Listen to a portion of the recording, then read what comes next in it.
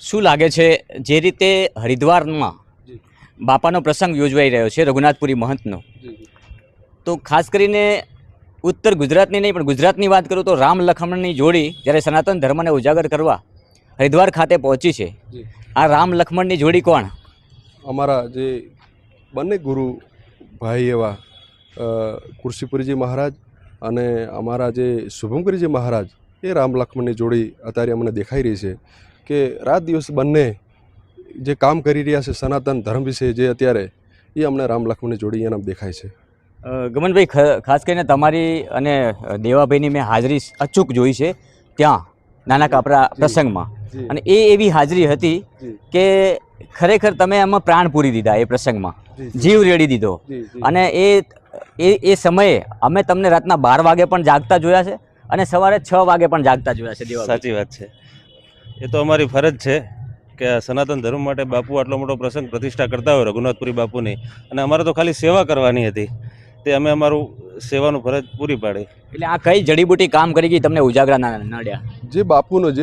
જે સપનું હતું, જે કે લોકોનો ધર્મ વિશે જાગૃત કરવા, અને કુર્સીપુરી મહારાજે અમારા જે લાખિયા ધરાથી બાપુજી નીકળીને બનાસકાંઠાની અંદર લાખું જહું કે ચાલ માતા હવે લાખું જહું મારી આ જે બનાસકાંઠાની અંદર બાપુના બોલથી, એક બોલથી, બાપુના બોલથી લાખું જહું બનાસકાંઠાની અંદર આવી ગઈ, અને લોકોને અત્યારે દેખાતું, અજવાળું દેખાતું થઈ ગયું કે લાખું જહું ક્યાં છે એમ. કે બાપુને એક જ હતું કે લોકોને ખવડાવો, કોઈ ભૂખ્યું ના જવું જોઈએ મારા ત્યાંથી. અમે જે ભગવું પહેર્યું છે બાપુનું કેવું હતું કે લોકોને, ગરીબ લોકોને ખવડાવવા માટે, અમારે કંઈ ભેળું કરીને અમારે કરવા માટે અમે નથી ભગવું પહેર્યું. બાપુનો એક આદેશ હતો એમ. ખાસ કરીને લાખું જહુના પરચાની વાત કરું તો એક બેન સાથે મેં ચર્ચા કરી હતી ત્યાં, અને એ બેને મને એમની એક અલગ અંદાજમાં, એમની અલગ ભાષામાં, કચ્છમાંથી આવેલા હતા, અને બેને મને કહ્યું હતું કે અમારા પરિવારના ખર્ચા પૂરા કરે ને એ જ અમારા લાખોના પરચા. સાચી વાત છે, વિડીયો પણ બહુ ચાલ્યો હતો અને અમે પણ જોયો હતો એ વિડીયો, અને સાચી વાત છે, અમે પણ તમે જોવો છો સતત 3 મહિનાથી પ્રતિષ્ઠા પછી પણ અમે આ સેવાના કાર્યમાં છીએ, તો પણ ધંધો ત્યાં ચાલે જ છે અને બધું ચાલે જ છે, લાખોના પરચા જ છે. એટલે હું પણ એ જ વિચારું છું કે ડાયમંડનો ધંધો એવો છે કે ત્યાં ફરજિયાત હાજરી જોઈએ છે, તો તમને એવો કંઈ સંકોચ એવો જરાય નથી, અને આવા પ્રસંગ જો કરતા હોય ને હાજરી ન હોય તો પછી આપણે હાજરી આપવી જ પડે અહીંયા. બિલકુલ ગમનભાઈ, જે રીતના ખરેખર આપણે જે ઉપનામ આપ્યું છે ને રામ લક્ષ્મણની જોડી, એ મને લાગે છે કે આવનારા સમયમાં ગુજરાતમાં એક અલગ જોડી હશે, અને એ જોડી આ સનાતન ધર્મને ઉજાગર કરવાનું જ્યારે બીડું હાથમાં લીધું છે ને, તો આપણે બધાએ પાછું ના રહેવું જોઈએ, આપણે બધાએ એમને સહકાર આપવો જોઈએ. અમે પણ આવી ગયા આમાં, અને તમે પણ આવી ગયા. જી, અમે આવી ગયા, તમે બી આવી ગયા, અને આપણે એક જેમ રામ જે પુલ બાંધ્યો હતો, એક ખિસકોલીએ જે એક એની ભૂમિકા નિભાવી હતી, એમ પણ અમે અત્યારે એક ભૂમિકા બાપુ સાથે નિભાવી રહ્યા છે કે કુર્સીપુરી મહારાજને એમ ના લાગે કે અમારા જોડે નથી, એમ પોતે એકલા ના પડે, એના માટે અમે દેવાભાઈ અને અમારી સતત આખી નવસારી ટીમ, અમારું કચ્છ હોય, બનાસકાંઠા હોય, સાથે ને સાથે એમાં ખાસ કરીને અને મોરાગઢના આપણા બાપુ જે શુભમકરી મહારાજ, એ રાત દિવસ બાપુનો આદેશ થાય એટલે તરત ત્યાંથી દોડ મૂકી અને નાના કાપરા પણ આવી જાય કે બાપુને એક આદેશનું પાલન કરવા માટે આવી જાય. અને અમારા જે નવસારીના સેવકો છે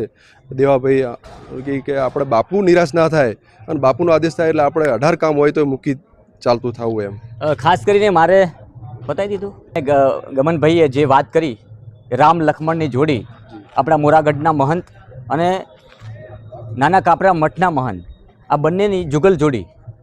સદાય માટે અમર રહે. આપણે એમના માટે દુઆ માગશું ભગવાન પાસે કે અમારી જે ઉંમર છે ને, આવા સંતો મહંતોને આપી દેજો, જેથી કરીને આ ધર્મ ઉજાગર રહે અને સનાતન ધર્મ ઉજાગર થાય. જેને લઈને આજે અમે હરિદ્વાર ખાતે સતત 3 દિવસથી અહીંયા જે